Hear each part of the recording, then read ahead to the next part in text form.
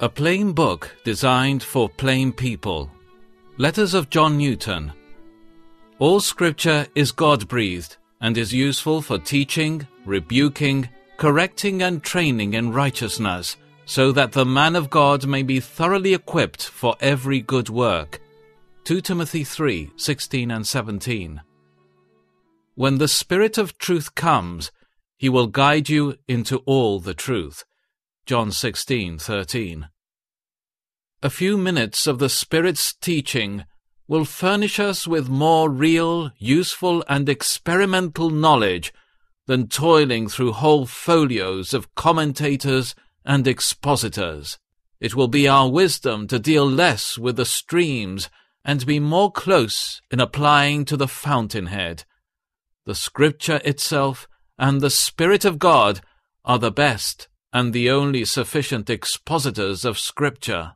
Whatever men have valuable in their writings, they got it from Scripture, and the Scripture is as open to us as to any of them. There is nothing required but a teachable, humble spirit, and academic learning, as it is commonly called, is not necessary in order for this.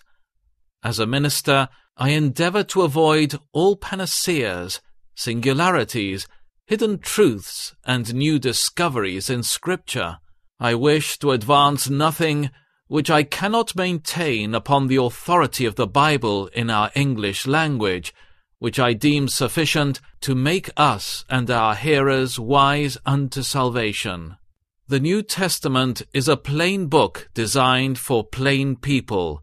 The Gospel is to be preached to the poor and simple, who are just as capable of receiving it as the educated, and in some sense more so. I therefore lay little stress upon any academic learning which depends upon a knowledge of original Greek and Hebrew languages, or requires a larger degree of capacity and genius to be understood.